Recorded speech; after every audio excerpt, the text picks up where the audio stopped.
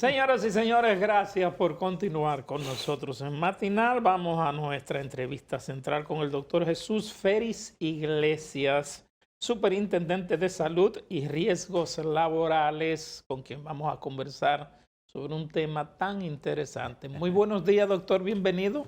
Buenos días, muchas Hacía mucho gracias que por la usted no venía por invitación. aquí. Así mismo es, ¿Eh? así mismo es. Y hay muchos temas que tratar del ámbito de la seguridad social, algunos importantes con respecto a la ley, pero hay uno que ha estado con bastante intensidad en los últimos días y es el tema de los anticipos que se le obliga a muchos pacientes a pagar en las clínicas antes de ser incluso atendidos, algo que preocupa poderosamente y que está prohibido expresamente en resoluciones del Sistema Dominicano de Seguridad Social. Así es. Cuéntenos un poco de eso, ya usted ha manifestado varios puntos con relación a eso, pero vamos a plantearlo de la forma lo más ampliamente Bueno, posible. la CISARRIL ha emitido 3 resoluciones, la 156, la 165 y la 175, sobre el cobro indebido, la atención en emergencias y el depósito. Es decir, está prohibido. Y en el acuerdo, en la contratación que hacen las ARS con las clínicas, con los prestadores de servicios, está establecido esa prohibición. Sin embargo, muchas de las leyes son violadas. Nosotros como la CISARRIL le decimos a aquellas personas que tan pronto le exijan un depósito de esa naturaleza, se comuniquen con la ARS correspondiente, con la que pertenecen, y también hagan la denuncia a la DIDA, que es la institución que defiende los intereses de los afiliados. Y que en caso de que tengan que ya hayan hecho un depósito, con el recibo, enviárnoslos a nosotros, a la CISARRIL, porque nosotros sí le podemos decir a las ARS que le suspenda los servicios excepto las emergencias a la clínica que cometa ese delito, con la finalidad, le podemos poner tiempos, un tiempo determinado, 1 mes, 2 meses, 3 meses, que le suspenda los servicios y las ARS deben de suspenderle los servicios. Si no lo suspenden, la ley nos autoriza a multar a la ARS que no acate nuestra decisión. Pero no tenemos jurisdicción directamente con el prestador de servicios, en este caso la clínica. Pero sí tiene jurisdicción el Ministerio de Salud Pública, que es el rector del sistema de salud dominicano y es el que tiene que ver con la salud colectiva. Pero, del doctor, perdón, y en base a la ley de salud pública y a la Constitución de la República, se supone que todas las clínicas privadas aquí en este país, necesariamente para poder funcionar, tienen que estar bajo la jurisdicción de salud pública y del Estado Dominicano. Y que la salud es un derecho constitucional. Entonces, a veces uno va a una emergencia, pero como se dice, una emergencia es una emergencia. Claro. Y no solamente se da un caso, se dan muchos casos de gente que lo llevan a emergencia y lo rebotan para otro sitio o no le prestan la atención, pero todavía no se conoce un solo caso de una clínica que haya sido multada, que sientan de verdad que se le ha multado. Bueno, nosotros hemos multado en lo que va este año, que no se había hecho nunca, hemos multado a 8 ARS. A 8 ARS. ¿Por qué motivos? Por infracción, por delitos diversos, ¿De qué tipo? de que no cumplen determinadas situaciones de traspasos ilegales de afiliados de una ARS a otra. Lo hemos multado y va a salir publicado recientemente, con los nombres de las ARS que han sido multadas, que nos lo permite la ley. ¿Y entonces qué se puede hacer con las prestadoras de servicio? Por eso digo que nosotros clínicas, no por tenemos ejemplo. jurisdicción con los prestadores, pero sí el Ministerio de Salud tiene jurisdicción porque es el que tiene que ver con la rectoría del sector salud y con la salud colectiva. y es la que habilita a las Exacto. clínicas y a los hospitales. Por lo Doctor. tanto, el ministerio debe de asumir esa responsabilidad. Doctor, aquí, mientras hablo con usted, miro un periódico que tiene Laura abierta ahí y dice como título principal, DIDA se desentiende ante quejas usuarias. ¿Cómo?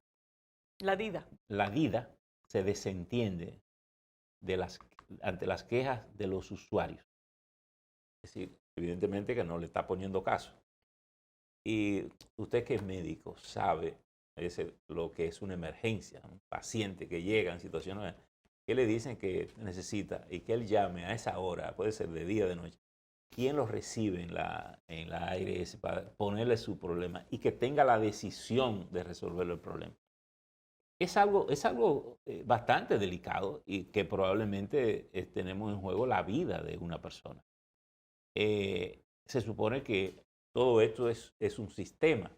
Si no es la CISARIR, si no es ADIDA, la cabeza, por ejemplo, en este caso el Ministerio de Salud Pública, debería tener unas consecuencias mucho más rigurosas para el prestador de servicio que pone en riesgo la vida de un ser humano. Porque esto técnicamente equivale a negarle el servicio. Claro. Así es.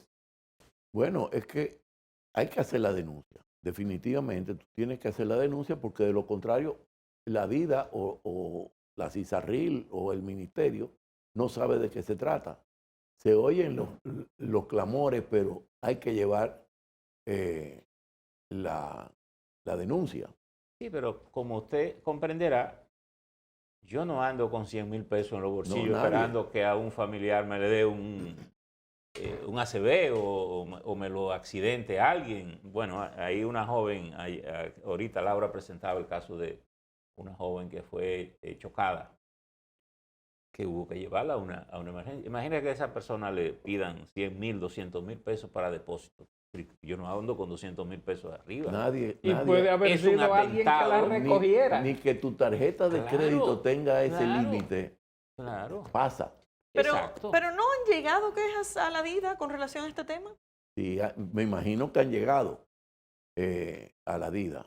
Y la DIDA debe remitirnos a nosotros cuando se compruebe que eso es real. A nosotros no nos ha llegado ese tipo de denuncia. Porque esto es un tema muy particular, porque Y frecuente. no es solamente una denuncia mediática. Los representantes gremiales de las clínicas reconocen que la situación se da, de hecho públicamente, por lo tanto, digamos que es un hecho hasta poco oculto, es una dinámica que la asumen abiertamente. Bueno, la asumen abiertamente como también el cobro ilegal de los prestadores de servicio, un cobro excesivo del copago, y se hacen también de la vista gorda las ARS, porque son acuerdos que hay entre ARS y prestadores de servicio. No te voy a exigir que no abuses del copago, porque de esa manera tampoco tú me exiges que te pague más por los servicios que tú me estás dando. Pero ese trabajo le corresponde prestando. a las ARS, controlar eso, o a las autoridades. Bueno, es que si tú haces un contrato con una ARS, si tú eres prestadora y yo soy ARS y hacemos un contrato, tú debes de cumplir como prestadora el servicio para el cual hicimos un contrato.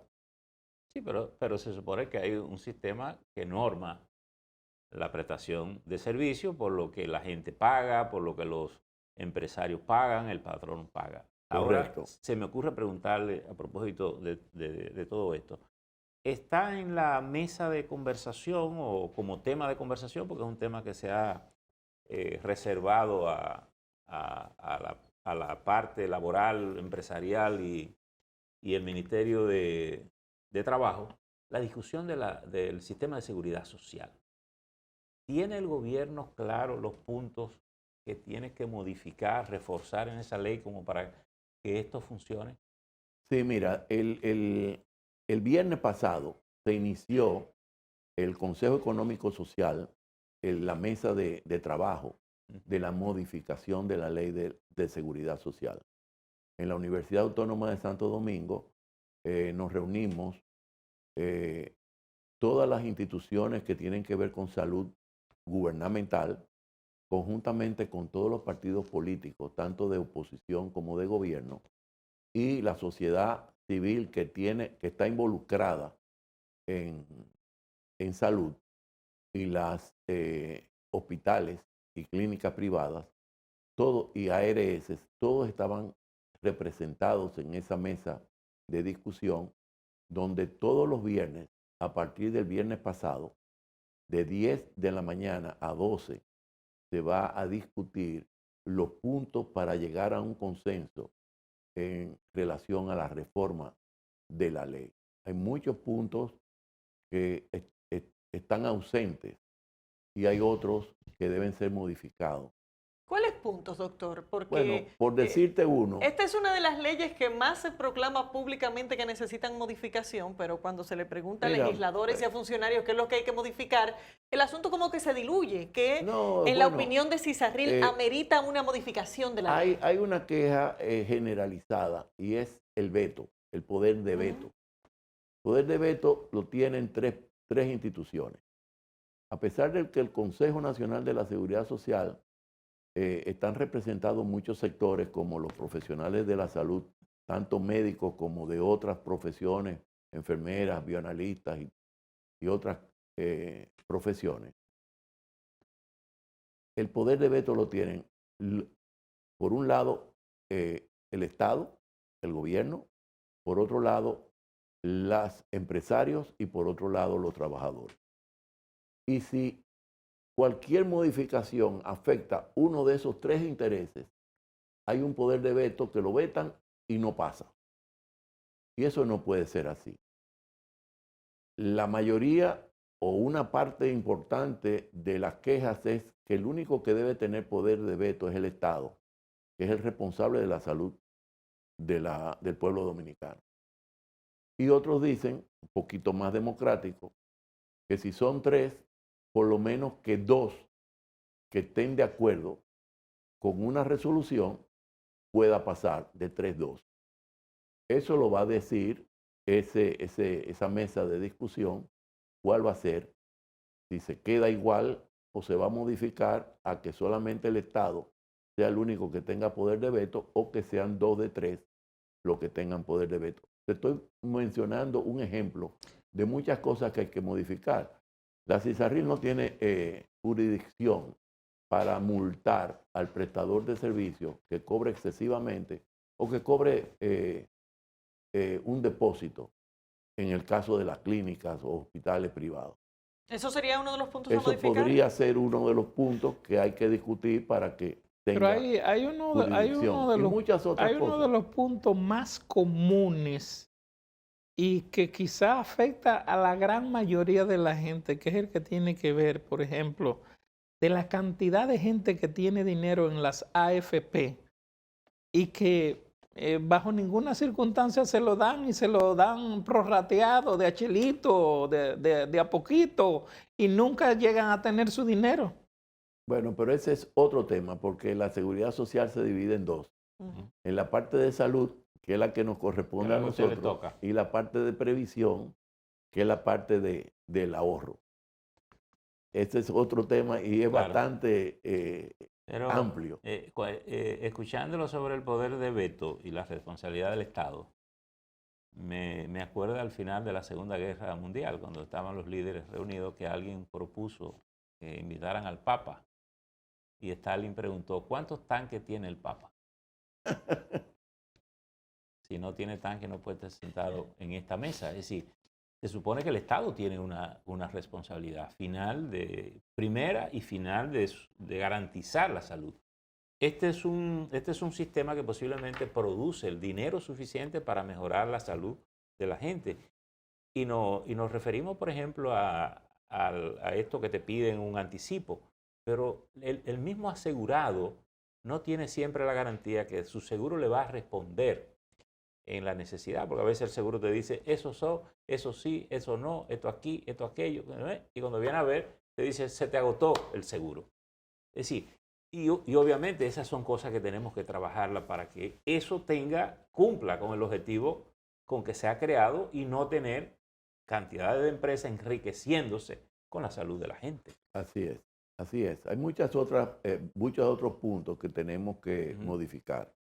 Uno de los puntos que hay que modificar es que todos los planes complementarios o adicionales deben de pasar por la CISARRIL, que es el que puede supervisar las actividades de las ARS. Que los planes complementarios te los sirven con la tarjeta básica. Exacto, pero no tenemos el control de eso porque lo inscriben en la superintendencia de seguro y no por la superintendencia de salud y riesgo laboral. Esos son de los puntos que hay que modificar. Que todo pase por ahí. ¿Ha habido una reactivación de las solicitudes de servicios de parte de los ciudadanos que en su momento se frenaron mucho por la pandemia y personas que pospusieron cirugías que no eran de emergencia, incluso temas de consultas que eran regulares, gente que dejó de ir? ¿Se ha reactivado Sí. en la medida, digamos, proporcional a lo que en su momento se frenó? Sí, se ha reactivado y más que reactivado, se ha exagerado también en el uso últimamente, sobre todo con esta nueva cepa de Omicron, se exageró mucho los laboratorios. El renglón de laboratorio, de exámenes de laboratorio, se disparó enormemente. Antes de la pandemia del COVID, cuando venían estos meses de invierno nuestro, que uno comenzaba a tener un resfriado, pues tú te tomabas 2 acetaminofén con un té. Ahora, pensando en el COVID, te envían una tomografía y te envían una batería de exámenes. Y no es para menos. ¿Eh? No es para menos. Bueno, la circunstancia lo merita. Pero se ha abusado de la tomografía, porque tú das una tomografía a un paciente si tiene dificultad respiratoria, si tu oxigenación es menos del 90%, o si tú tienes una evolución de más de 4 días. Sin embargo, desde que comienza un pequeño resfriado, se toman una tomografía y se olvidan de las radiaciones que eso produce. Y hay personas que se han hecho 3, 4, 5 tomografías. Se ha abusado como se abusó de la PCR en un momento determinado, ya que debo decirle, y retomando el tema de que el Estado es el responsable de la salud, en la pandemia del COVID, el Estado dominicano colocó 17,000 millones de pesos para contener la pandemia. Y es una cifra bastante alta que se salió totalmente del presupuesto que tenía la salud y todo lo relacionado a la salud. Pero bueno, yo creo que las PCR esa debe ser un fueron aprendizaje para que el Estado sepa qué cosa tiene que cambiar en la ley. Exactamente. La PCR, por ejemplo, no estaba dentro del catálogo de prestaciones. Por lo tanto, fue el gobierno, el Estado a través del gobierno, que pagó las PCR a los prestadores, en este caso a los laboratorios, a través de la ARS, que era la que tenía la organización de pago. Pero no fueron las ARS que pagaron las PCR, fue el gobierno que tuvo que pagar 6,240 millones de pesos en PCR. ¿No? Que dice que también se la sobrefacturaban al gobierno. Sí. Entonces, es como una estafa pública. Que se la ponían a un precio mucho mayor que el que realmente le correspondía. Bueno, En medio de la tragedia, ¿verdad? así es. Y con relación a ese tipo de temas, ¿no se van a tomar medidas ¿Cuál? con relación a este tipo de situaciones, de Experiencia, sobreprecio de pruebas, de la forma en que tuvo que el Estado cubrirlo Bueno, y que no fueron las ARS que lo cubrieron? ¿Nos deja algún tipo de aprendizaje respecto a qué hay que cambiar con este tipo de situaciones? El aprendizaje es que hay que seguir reforzando el Laboratorio Nacional, porque se ofrece la prueba de PCR gratuita a todo el que la solicite. Doctor. Pero se supone que tenemos el Doctor. sistema de seguridad social no solamente para que sea el Estado el que deba proveer el servicio. Así es. Por eso es que hay que ampliar. Mira, se elaboró un catálogo de prestaciones que fue el Plan Básico de Salud. Sin embargo, cuando se iba a iniciar el régimen contributivo que inició en el 2007, el régimen subsidiado comenzó en el 2002. 2002. Ese Plan Básico de Salud fue recortado y se puso un plan provisional de servicio de salud. Y ese plan provisional se mantiene hasta el día de hoy. Nosotros tenemos que migrar hacia el plan básico de salud, es decir, un catálogo mucho más amplio. Y eso también requiere de la modificación de la ley. ¿Hay que modificar la ley o eso es una labor del Consejo Nacional de Seguridad Social que puede ir actualizando estos catálogos? Es una labor del Consejo, pero tenemos también que ajustar la cápita para incluir algunas otras cosas dentro de las prestaciones de la seguridad social. Por ejemplo, tenemos que conocer y elevar un poco la cápita para los medicamentos de alto costo que sean pagados a través de un seguro de alto costo. Y también tenemos que modificar la cápita para el sistema de pensiones, que todos los pensionados dentro del régimen contributivo y dentro del régimen subsidiado puedan disfrutar de sus pensiones en salud exactamente igual que si tú estuvieras trabajando activamente. Doctor, gracias. Señores, despedimos al doctor Jesús Félix Iglesias, superintendente de Salud y Riesgos Laborales. De esta forma también llegamos al final de esta entrega. Nos vemos mañana.